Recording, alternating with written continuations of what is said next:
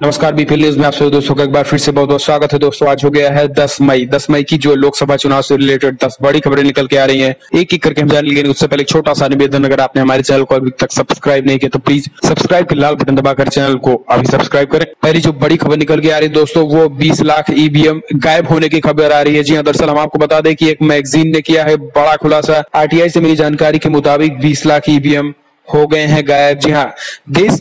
जी हाँ, हम आपको बता दें कि देश में 17वीं लोकसभा के गठन के लिए मतदान की प्रक्रिया चल रही है। कुल 7 चरणों में होने वाली मतदान प्रक्रिया के 5 चरण पूरे हो चुके हैं, जबकि छठे चरण में 12 मई को मतदान होगा। हालांकि चुनाव के दौरान किसी भी तरीके की गड़बड़ न हो, इसके लिए चुनाव आयोग ने कड़े प्रबंध किए हैं। फिर भी इस तरह की कई जगहों पर हिंसा देखने को मिली। इस चुनाव में इलेक्ट्रॉनिक वोटिंग मशीन यानी ईवीएम से छेड़छाड़ को लेकर भी तमाम आरोप लगे हैं। इसके अलावा अब एक नए तरह का मामला सामने आ गया है। दरअसल द हिंदू ग्रुप की मैगजीन फ्रंटलाइन ने बॉम्बे हाई कोर्ट में दायर जनहित याचिका के हवाले से बताया है कि करीब 20 लाख ईवीएम चुनाव आयोग के कब्जे से गायब है।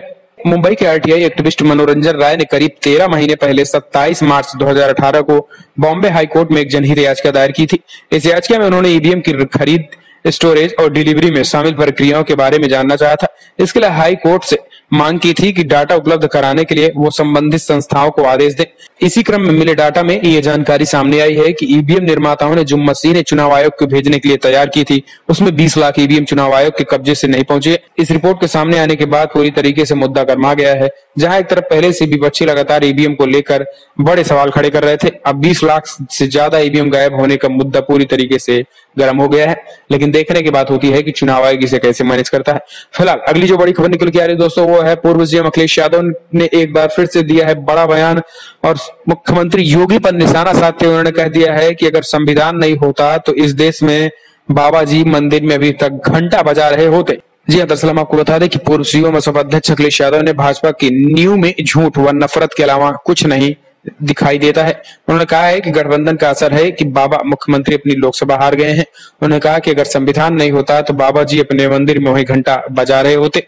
सिद्धार्थनगर के इटावा में आयोजित सभा में पूर्व सीएम अखिलेश ने कहा है कि पिछले चुनाव में अच्छे दिन आएंगे, लेकिन शिक्षा मित्रों के अच्छे दिन छिन गए थे। शिक्षा मित्रों को समायोजित किया हमने, लेकिन ये चाय पर बहक गए। अब चाय का स्वाद पता चल गया है। शिक्षा मित्रों को सपा वही सम्मान देने का काम करेगी। किसानों के साथ धोखा हुआ, लागत से 1.5 गुना अधिक मुनाफा और आय दोगुनी करने की बात हुई, लेकिन आर्थिक संकट पैदा हो गया था। अखिलेश यादव सिद्धार्थनगर के इटावा में पूरी जनसभा को संबोधित करते हुए पूरे जोश में दिखे और यहाँ पर न केवल प्रधानमंत्री मोदी जबकि योगी आदित्यनाथ पर भी जबरदस्त निशाना साधा। संविधान को लेकर बड़ी बातें कह दी। उन्होंने कहा कि संविधान न होता तो बाबा जी मंदिर में घंटा बजा रहे होते। अगली जो बड़ी खबर निकल के आ रही है दोस्तों, एक बार फिर से ममता बनर्जी पूरी तरीके से प्रधानमंत्री मोदी पर फिर से भड़क गई हैं। जी हम आपको बता दें कि उन्होंने कहा है कि ममता बनर्जी ने कहा है कि अगर मोदी द्वारा हमारे ऊपर लगाए गए आरोप अगर सिद्ध नहीं होते हैं तो हम पीएम मोदी को कान पकड़कर उठक बैठक करनी होगी। लोकसभा चुनाव के दौरान पश्चिम बंगाल की मुख्यमंत्री ममता बनर्जी और प्रधानमंत्री मोदी की बीच सियासी बयानबाजी का दौर जारी है। इस दौरान गुरुवार को बांकुरा में एक चुनावी रैली को संबोधित करते हुए ममता ने प्रधानमंत्री मोदी पर फिर से हमला किया है। उन्होंने कहा है कि मैं प्रधानमंत्री मोदी की चुनौती देती हूं, अगर हमारे ऊपर लगाए गए आरोपों को साबित कर देंगे तो मैं अपनी सभी उम्मीदवारियों के नाम से वापस ले लूंगी। इसके बाद ममता बनर्जी ने कहा है कि अगर आप साबित नहीं कर सकते हमारे आरोप तो आपको कान पकड़कर 100 बार उठक बैठक करनी होगी। आपको बता दें कि आज ही प्रधानमंत्री मोदी ने बंगाल में एक चुनावी रैली को संबोधित किया था, जिसमें उन्होंने ममता बनर्जी पर बड़े भ्रष्टाचार के आरोप लगाए थे और इसी को लेकर ममता बनर्जी पूरी तरीके से प्रधानमंत्री मोदी पर जमकर भड़क गई हैं। अगली जो बड़ी खबर निकल के आ रही दोस्तों, वो है मोदी सरकार के सामने खड़ी हो गई है एक और बड़ी चुनौती। लगभग 1.5 लाख करोड़ रुपए की कमी हुई है। जी हाँ, दरअसल हम आपको बता दें दोस्तों कि लोकसभा चुनाव के दौरान वित्त मंत्रालय से जुड़ी एक रिपोर्ट प्रधानमंत्री मोदी की चिंता का कारण बन गई है। एक रिपोर्ट के मुताबिक 2018-19 में ग्रॉस टैक्स कलेक्शन में लगभग 1.5 लाख करोड़ रुपए की कमी आई है। अर्थशास्त्रियों के मुताबिक ये कमी विशेष रूप से दूसरी छमाही में आर्थिक मंदी को दर्शाती है।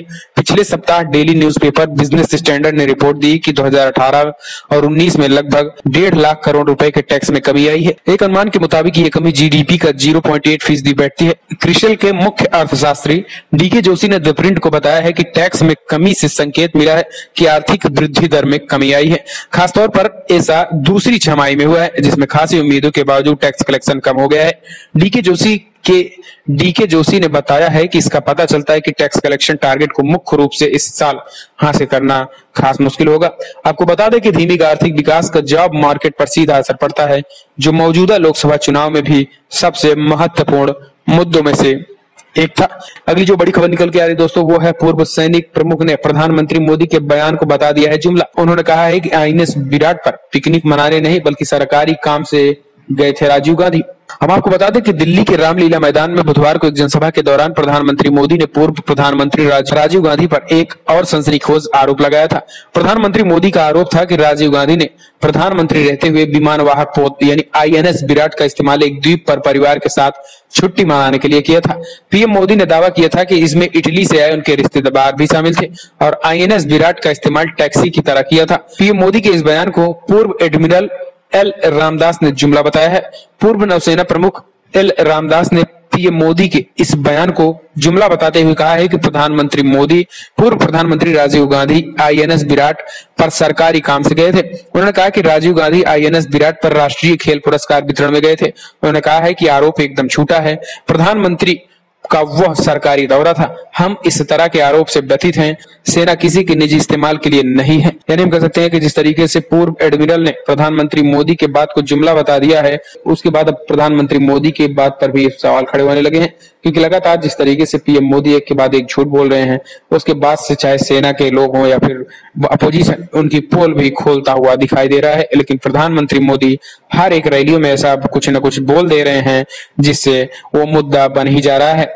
अगली जो बड़ी खबर निकल के आ रही दोस्तों वो है 2019 के लोकसभा चुनाव में एक बार फिर से ईवीएम को लेकर विपक्षी हंगामा कर रहे हैं।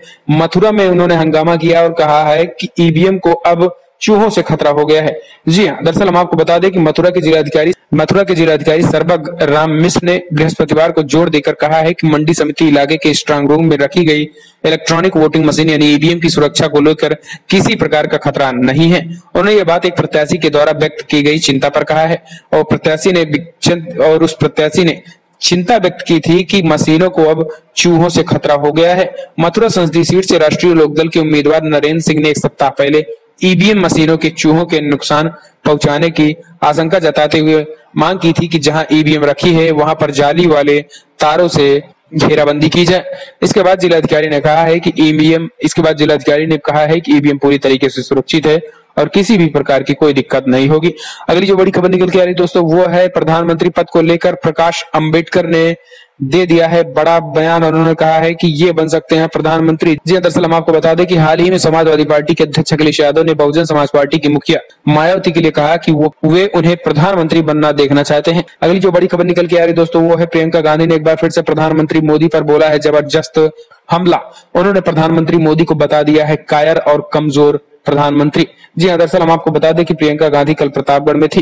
उन्होंने पूर्व प्रधानमंत्री राजीव गांधी के लिए भ्रष्टाचारी नंबर 1 वाले बयान को लेकर कांग्रेस को लेकर प्रधानमंत्री मोदी पर जबरदस्त हमला बोला। उन्होंने कहा है प्रियंका गांधी मोदी को निशाने पर लेते हुए कहा है कि मोदी सबसे बड़े कायर हैं, इनसे कमजोर प्रधानमंत्री मैंने जिंदगी में नहीं देखा है। इस दौरान प्रियंका ने यह भी कहा है कि राजनीतिक शक्ति बड़े बड़े प्रचार या टीवी पर दिखने से नहीं होता है। हम आपको बता दें कि पिछले दिनों प्रधानमंत्री मोदी ने एक रैली में कहा था कि आपके पिताजी को आपके राज दरबारियों ने गाजे बाजे के साथ मिस्टर क्लीन बना दिया था, लेकिन देखते ही देखते भ्रष्टाचारी नंबर 1 के रूप में उनका जीवन काल समाप्त हो गया था। और वो बातें प्रधानमंत्री मोदी प्रतापगढ़ में आए थे और उस वहीं पर वो रैली को संबोधित करते हुए पीएम मोदी ने वो बातें कही थी। और अब प्रतापगढ़ पहुंची प्रियंका गांधी ने यहाँ पर पीएम मोदी पर उस बात का करारा जवाब देते हुए पीएम मोदी को सबसे बड़ा कायर और कमजोर बता दिया है। अगली जो बड़ी खबर निकल के आ रही दोस्तों वो है दिल्ली में एक बार फिर से कांग्रेस अध्यक्ष राहुल गांधी गरजे हैं और इस बार उन्होंने आम आदमी पार्टी और भारतीय जनता पार्टी दोनों पर बोल दिया है बड़ा हमला। जी हाँ, राजधानी दिल्ली में लोकसभा की 7 सीटों पर 12 मई को मतदान होने हैं। इस बीच कांग्रेस अध्यक्ष राहुल गांधी दिल्ली के गीता कॉलोनी में एक चुनावी जनसभा को संबोधित करने पहुंचे थे।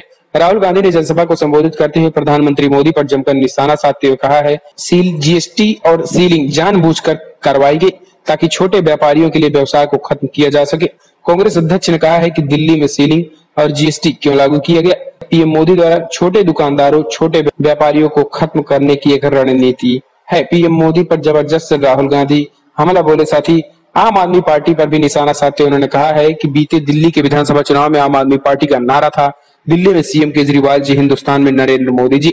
अगली जो बड़ी खबर निकल के आ रही दोस्तों वो है 23 मई को आने वाले नतीजे को लेकर है। दरअसल चुनाव आयोग ने कहा है कि 23 मई को आने वाले नतीजे में एक दिन की लेट लतीफी हो सकती है। वीवीपैट के मिलान के चलते नतीजों की आधिकारिक घोषणा एक दिन बाद भी हो सकती है।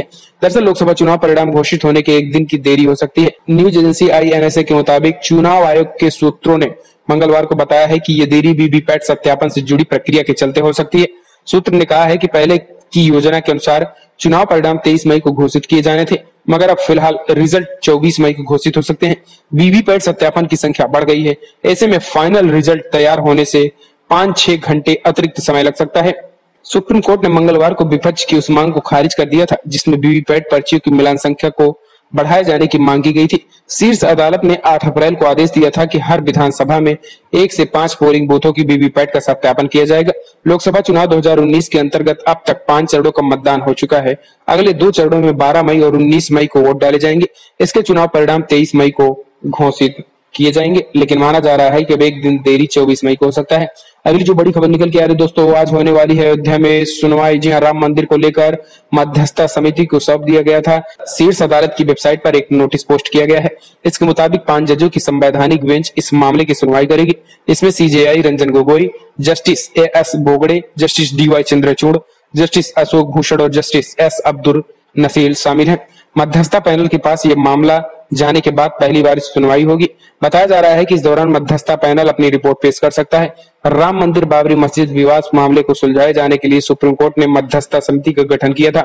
3 दिवसीय मध्यस्थता पैनल में जस्टिस रिटायर खलीफुल्लाह, अधिवक्ता श्री राम पांचू और आधिकारिक गुरु और आध्यात्मिक गुरु श्री श्री रविशंकर शामिल थे और आज इसका फैसला और आज इस पर सुनवाई होने वाली है। हालांकि देखने की बात होती है कि इस लोकसभा चुनाव के बीच में इसमें होता क्या है। फिलहाल आज की बड़ी खबरों में दोस्तों इतना ही। अगर आपको वीडियो पसंद आया तो लाइक करें, शेयर करें, कमेंट के माध्यम से अपनी राय देना ना भूलें कि जो 20 लाख EVM गायब होने की खबर आ रही है उसको लेकर आप क्या सोचते हैं। साथ ही 2019 के समर में छठे चुनाव के मतदान में गठबंधन को सीटें कितनी देखते हैं। उत्तर प्रदेश की बात करें तो कितनी सीटें गठबंधन के खाते में जाती हुई दिखाई देती हैं। साथ ही प्रधानमंत्री को लेकर किसको प्रधानमंत्री देखना चाहते हैं, कमेंट के माध्यम से अपनी राय देना ना भूलें। वीडियो पसंद आया तो लाइक करें, शेयर करें, चैनल को सब्सक्राइब करना ना भूलें।